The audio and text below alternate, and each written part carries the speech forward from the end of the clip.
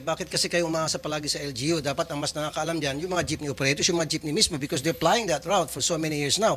Mas familiar sila sa mga rota. Yung LGU, pinapaboran yung gusto ng paboran.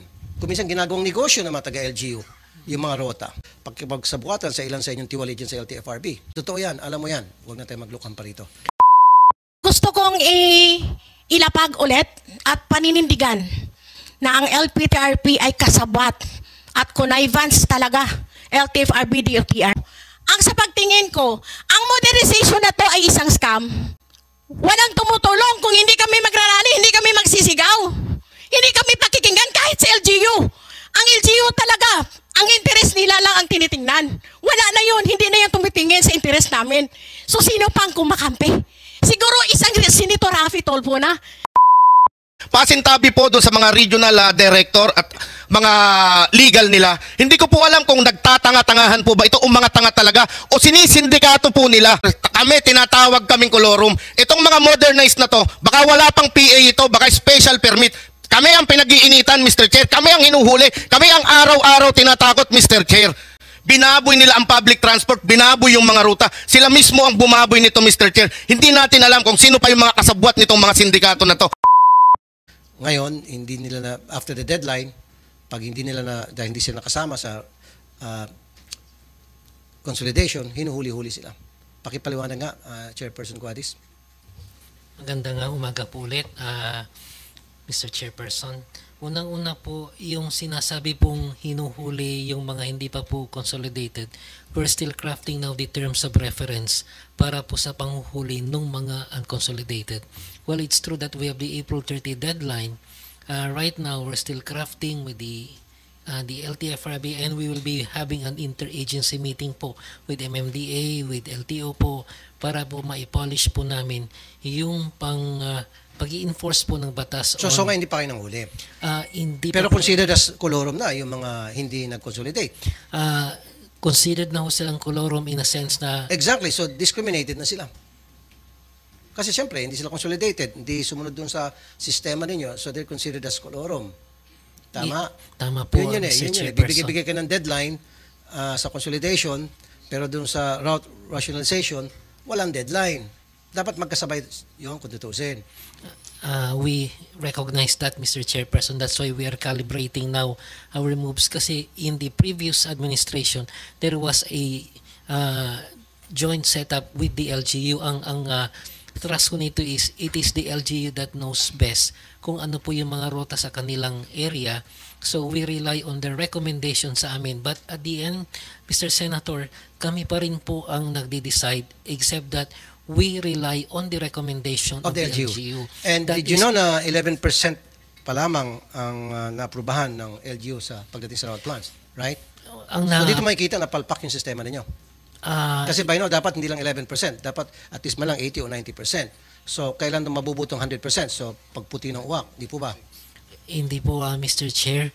Well, it's true na 11% po. About 76% po nag-submit na po sa amin ng kanilang LPTRP or yung route plan nila. Ito po ay aming pinag-aaralan. Ito po yung share naman ho namin sa partnership. In many cases po, binabalik po namin sa kanila because we feel yung sinubmit po nilang route plan is not in consonance with the concept of a route rationalization sa kanilang area po. So, natatagalan po in a sense because nagbabalikan po kami every time they submit one. We check it. Pag okay naman po, we approve of it. Pag hindi po okay, binabalik namin sa Yun nga po, LGU. sir, bakit kasi kayo umaasa palagi sa LGU? Dapat ang mas nakakaalam dyan, yung mga jeepney operators, yung mga jeepney mismo, because they're flying that route for so many years now. Mas familiar sila sa mga rota. And then, in coordination with you sa LTFRB, pwede kayo mag-usap-usap, tutulungan nila kayo para sabihin ko ano yung mga rota na malakas, yung rota na hindi, rota na bagay na ibigay kanino, kung sino-sino. Hindi yung palagi kayo umaasa sa LGU. Hindi talaga maganda, sir. Before this PUB modernization, marami na tatanggap na reklamo, maging sa tricycle, na kung saan yung LGU pinapaboran yung gusto ng paboran. Kung minsan ginagawang negosyo ng mga taga-LGU, yung mga rota. Diba? Silang mag-o-open ng mga prangkisa para, of course, sa pagkikipagsabuatan, hindi naman po ikaw, pagkikipagsabuatan sa ilan sa inyong tiwali dyan sa LTFRB. Hindi dapat palagi umasa sa LGU. So ngayon, sir, direct to the point. pwede bang yung binibigay niyong deadline, tablahin muna natin, is that possible? Or makiusap kayo sa Malacanang, o at least man lang extend? Kasi nagbigay ka na April 29, di ba? Was that April 29? April 30? May deadline ka April 30. So ngayon, yung mga hindi na pag-consolidate, they're considered as colorum. Samantalang sa route rationalization, walang deadline. 11% pa nga lang na mga taga-LGU ang nag-comply. So, baka pwedeng alisin mo na yung deadline na yan o extend, talk to Malacanang, and then ipaliwanag sa kanila kung bakit. Mr. Chair, may I answer some of your points? Unang-una po yung sinasabi niyo bakit po namin iniaasa sa LGU and that we should be coordinating with the transport groups. In the LGU consultation po ng Sangguniang Bayan nila, there is a committee hearing where the transport groups are gathered, and in that committee hearing po, yun pong napag-usapan, yun po ang binibigay naman po at pinapasa ng Sanggunian at binibigay po sa LTFRB. Okay. So in effect, Mr. Chair, we decentralize the consultation, pinapaubaya ho namin sa Sangguniang Bayan. Yun naman pong sa issue ng tricycle, Mr. Chair, wala po sa LTFRB yung... No, I just made it as an example na kung saan, example lang yon, na kapag inasa sa sa LGU, yung tungkol sa mga rota, ginagawang negosyo ng mga taga-LGU. Totoo yan, alam mo yan. Huwag na tayo maglukang pa rito. Diba? Yes. Kaya nga sabi ko, si Ms. Simbrano, she did agree with me, na hindi talaga maganda kung iasa na lang palagi sa LGU. Nagsasabuatan yung LGU, pasensya na, LTFRB, DOTR, at ang nadidihado yung mga jeepney operators. Andito si Ms. Simbrano. Ma'am, magandang umaga. Salamat po sa pagpunta muli. Good morning, Mr. Chair. Salamat din sa pag-invite at sa pagkakataong ito na second hearing ng Senate. So kami talaga mula Kongreso hanggang dito nakikipaglaban sa kaba at kahirapan para lang makag-flight papunta dito para maisigaw yung aming problema at may paabot sa Senado. Kaya napakalaking pasasalamat namin, Mr. Chair, na nakaabot kami dito sa Senado ngayon. So gusto kong ilapag ulit at paninindigan na ang LPTRP ay kasabat at connivance talaga LTFRB DOTR. Kasi ito ang pagkakaalam ko sa simpleng bilang ordinaryong tao.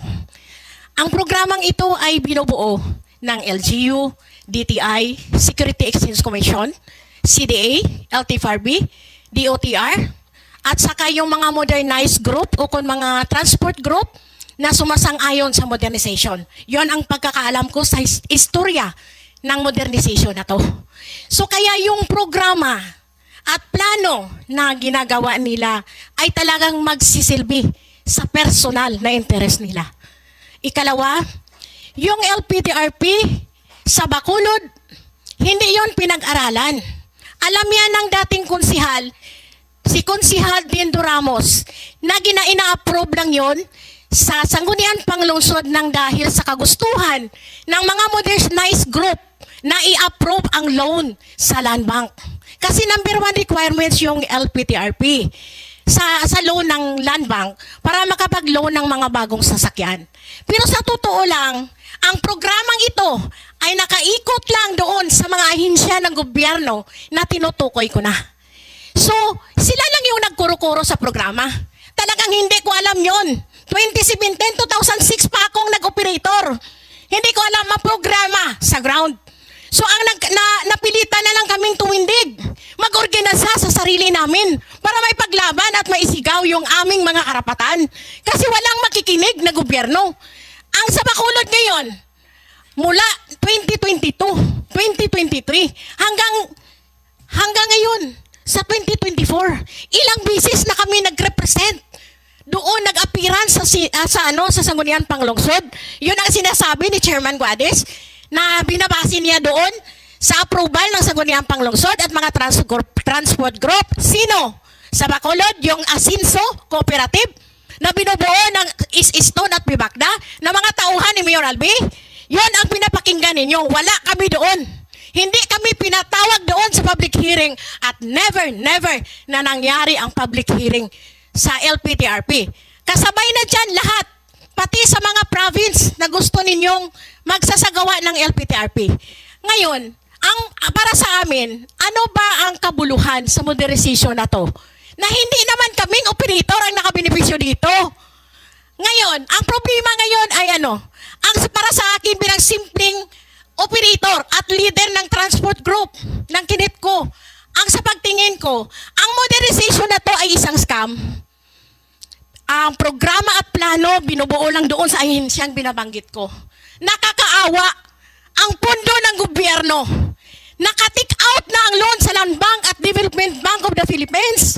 Bayad na ng gobyerno ng pira ng gobyerno doon. Tapos kompleto na yung kickback ninyo. Sino ang mag-shoulder sa bayaran sa bangko? Yung mga korporasyon like ng Churit at saka Cebu Peoples. Sila ang mag-shoulder sa babayaran doon sa bangko. At walang assurance yung nagpa-consolidate na talagang after 7, 8 to 10 years, extended na magbabayad sa utang, ay mabubuhay pa yung pamilya nila. Makakapakain pa. Kasi ito ang nangyari. Ang programa ito ay nakaikot lang sa pagbabayad ng utang sa mga modernized minibus.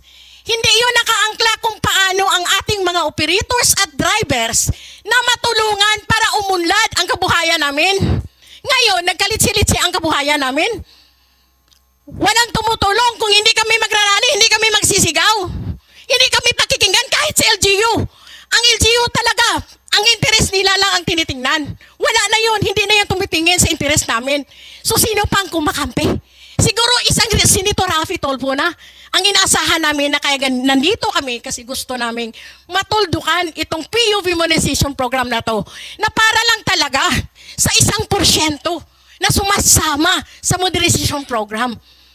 Ang akin lang, kahit babalikan natin sa ground, Mr. Guadis, Mr. Ortiga, hindi kayo nakaranas, hindi nyo dinanas ang hirap ng sugal ng buhay na wala kaming rehistro, wala kaming insurance, nang dahil sa ginagawa ninyong pananakot. Ang mali pa nito ngayon, Senator Tulfo, may lumalabas na Board Resolution 053. Noong April 30 pa pala, na-aprobahan, permado ni Chairman Guadis, nag-aalaw ng 2,500 routes na may maliit na number of authorized units na pwedeng makapag-operate. Bakit tinatago ninyo? Ano ba to? Kabaliwan? Sinasabi nyo wala ng extension. Consistent kayo nagsasabi sa Kongreso, kahit dito sa Senado, na hanggang April 30 lang. Pero yung nakatagong board resolution, continuous ang consolidation out of 10 to 15 yung pwede tanggapin ng LTFRB para sa consolidation. Patago pala ang board resolution na to para patuloy na mag-maneuver na i-reach out yung 81% na consolidation to justify the President BBM na suportahan ang programa nila at suportahan ang pag-phase out sa aming mga traditional jeepneys. So ngayon, nakatago pala yung board resolution. Inilagay ninyo ang public safety, public interest ng ating mga commuters. Inilagay ninyo sa alanganin ang mga buhay namin at pagkabuhayan namin na pwede naman pala kaming makapagbiyahe without any need of consolidation application. Napaka-traidor talaga ninyo. Inaano kami, para sa akin, parang personal na bilang operator, napakasakit sa amin nangyari yun. Tapos, libo-libo na mga interest ng mga operator, okay, kabuhayan, sir. Ma'am Sobrano, okay, thank you. Thank you. Well taken yung point ninyo. Chairperson Guadis, ano itong 053 board resolution Yes, na tinago sa kanila, hindi malinaw sa kanila? Mr. Parang Chair, sinekreto niyo po. may I be recognized? Unang-una po, Mr. Chair, yung board resolution na yan, nasa website po ng LTFRB. From the time we enacted it in April 30, nakalagay po yan. Number 2, ano po ba yung board resolution na yan? May mga rota po tayo sa probinsya na 1 hanggang 4 lang na jeep ang bumabiyahe. Ito po yung babiyahe ng umaga, babalik ulit ng hapon. Ang concept kasi ng consolidation, Mr. Chair, is there should at least be 15. May mga areas po sa aming paglilibot po na talagang 1 lang o 2 lang yung bumabiyahe. in these areas na recognize namin yan, if we require them to consolidate, wala hong patutungan yun dahil talagang kukunti. So, on those instances po, we exempted them from consolidation. However, identified po yung jeepney operator at saka yung rota. And they are part of still of the consolidation. Ang na-exempt lang sa kanila yung pagbuo ng kooperatiba. They are still required. Kasi sir, kukunti talaga yan, 1 hanggang 4 lang yung mga nagbiyabiyahe. Marami ho niyan sir sa mga liblib na lugar sa ating mga probinsya. And nakasaad po sa board resolution kung ano po yung mga rota at kung ilan po ang mga bumiyabiyahe from 1 to 4. It's a 16-page annex po na nakalagay doon sa mismong board resolution. Halimbawa, rotang A to B, 2 ang nakalagay lang. And then identified kung sino yung mga jeep operators na yon na nandoon sa rotang yun po. So, hindi po totoo na tinago namin yon. Nasa website po namin yon. In fact, doon po nila nakita sa website namin. Okay, tulad sinasabi ko dito noong pa, during the last hearing, wala akong problema sa PUB modernization basta't walang natitihado rito, walang nalalamangan. Ang nangyari, kulang ata kayo sa information dissemination, kaya may mga tumututol, hindi sapat na kaalaman na ibibigay nyo sa kanila. Nabagit na kanina, 392 million din yung nagamit. Dapat ito gastos nyo para ibigay alam sa lahat ng stakeholders tungkol sa modernization program na gusto nyo ma-implement. Now, si Ms. Sembrano ay kasama sa grupong Kabakod, tama ma'am? Okay, what will it take, ano pong dapat gawin ng gobyerno para kayo po ay mapapayag na umanib na sa PUB modernization program ng ating pamalaan?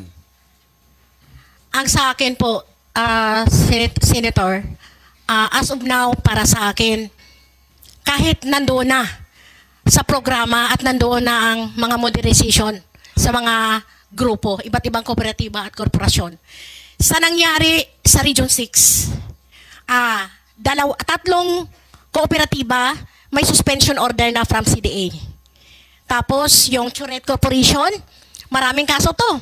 38 counts of carnappings, may 11 counts of carnappings, may pag-angkin na sa kanilang mga mag-aari ng mga sasakyan nila.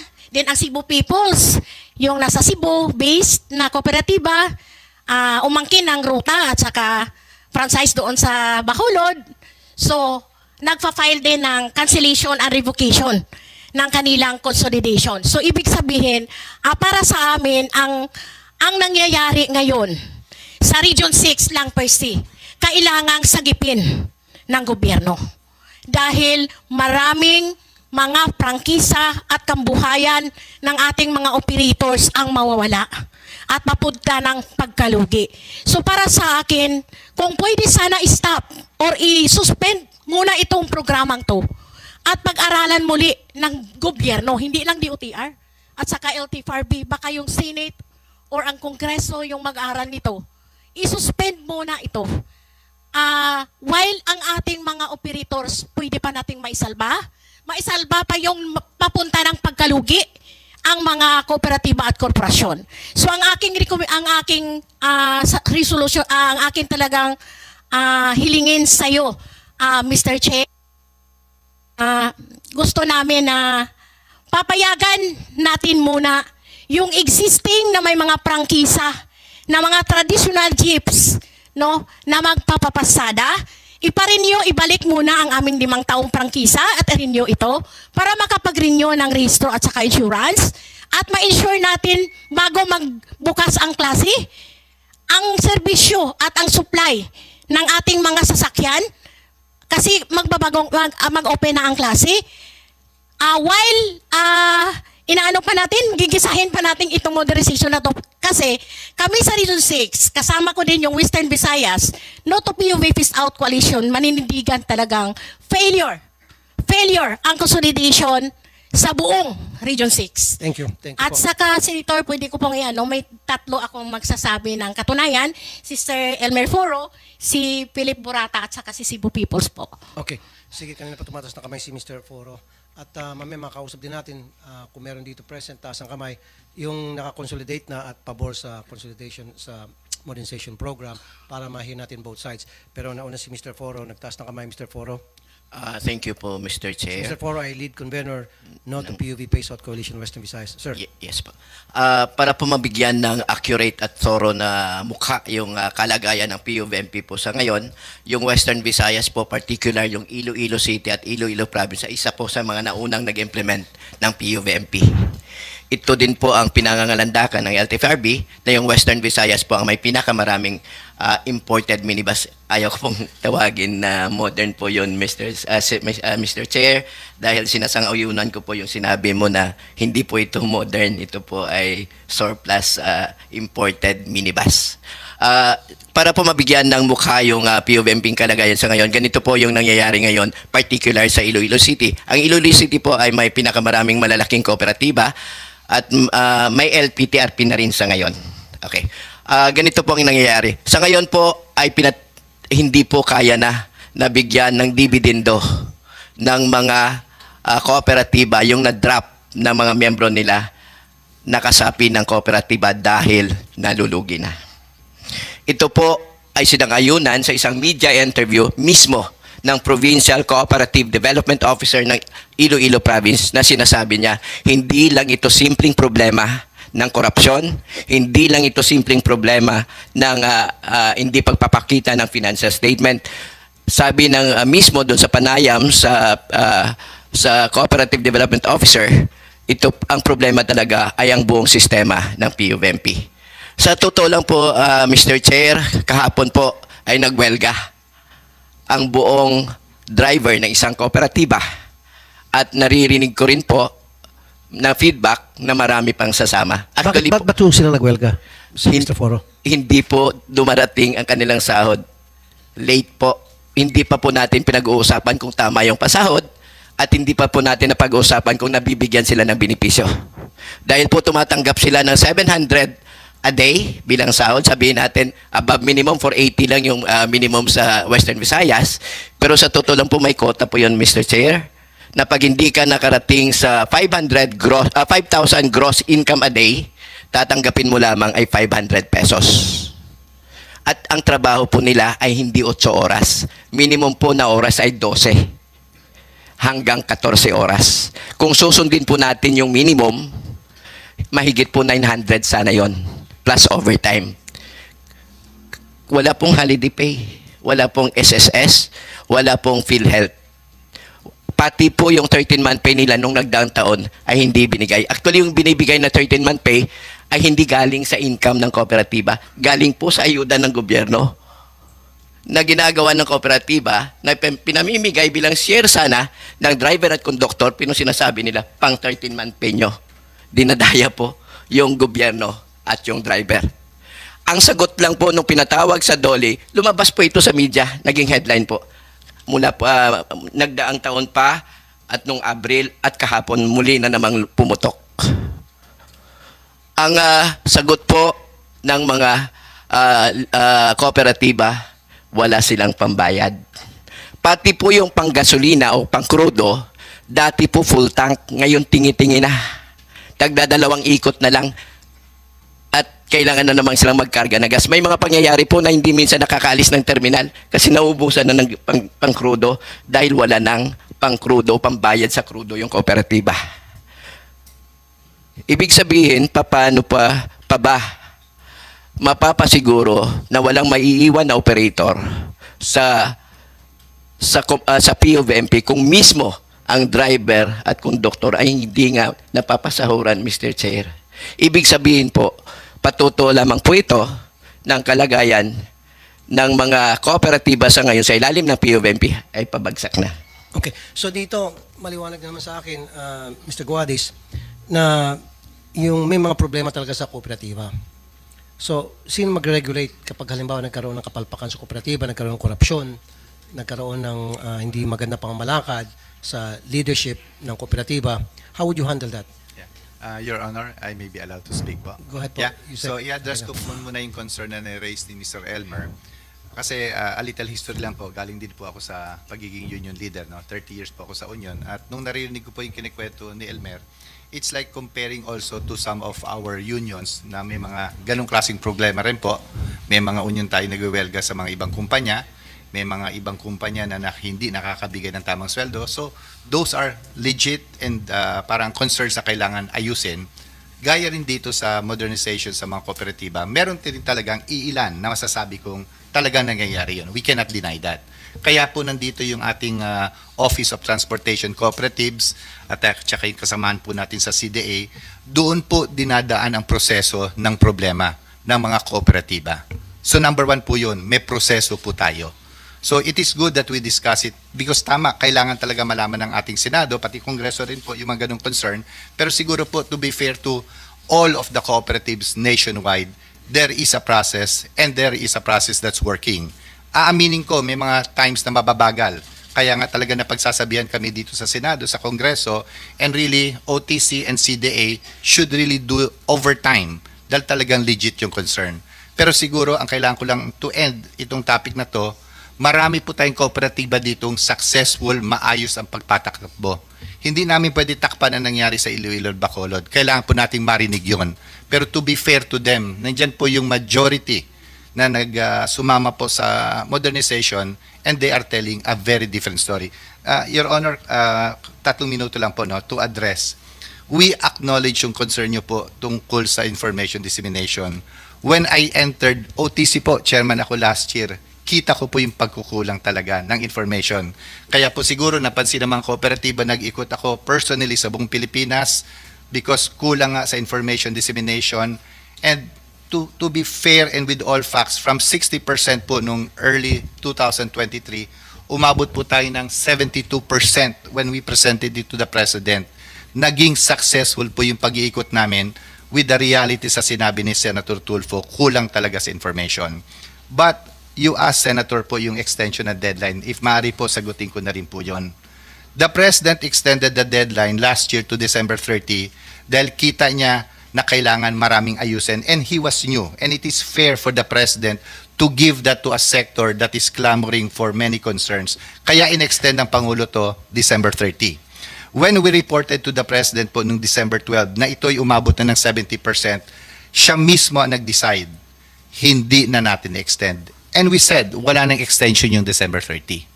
Nung nangyari po yung extension ng December 30, after a few weeks, nag-report po yung ating secretary. Si Secretary Bautista, dumiretso po siya sa Pangulo at sinabi niya, Mr. President, may mga gusto pang humabol.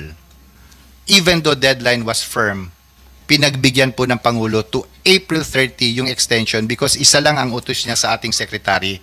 Wala akong gustong maiwan na nasa labas na gustong sumama dahil lang sa deadline. That's why it was extended to April 30. At yung mga kasama natin ditong kooperatiba, marami po dyan nagalit sa amin dahil ayaw na nga nila ni-extend because it's true. They feel that tama na yung December 30. But because of the pakiusap, April 30. Nung dumaan po yung April 30, if you notice, wala na pong announcement ang Pangulo, wala na pong announcement ang si Secretary Bautista because we in DOTR and LTFRB reported to the Secretary, Mr. Secretary, wala na pong nasa labas na gustong pumasok. And I can personally say that. Alam mo, Mr. Tegax, let me interrupt you. Kasi palagi mong binanggit, I think twice mo binanggit na it was the President who made the decision sa extension, etc. Pero si Presidente yung information niyang kinukuha para makapag-decide, galing din sa inyo eh. Kung ano kasi feed yung information sa kanya, yun yung ipoprocess niya and then doon siya gagawa ng decision. So kapag nagbigay ka ng palpak na information sa kanya, magiging hindi maganda yung kanya maging desisyon. So it's all up to you. So give him the right information para mabigyan siya ng magandang guidance. Yun lang po yun eh. Tama po kayo, Senator. It's really So parang pinapalabas niyo si Presidente, excuse me, si Presidente ang nagbigay ng desisyon dahil meron siyang nakita na ito yung problema sa ground and he wants to solve this problem and then he came up with a decision. Pero that decision nagbunga dahil sa mga binigyan niyong impormasyon. Give him the right information para makapagbigay siya ng tamang desisyon. Tama? Tama po kayo, Senator Tulfo. It is really a challenge on the part of DOTR at saka sa LTFRB to really give the fair and honest information because the President will make a very hard decision. And with all humility po, naisabi namin po sa DOTR at LTFRB ang totoong impormasyong nakikita namin at nai-relay naman po namin sa Pangulo. Okay, kanina pa nag-raise na si Mr. Mar. Anong pangalan niyo ulit, sir?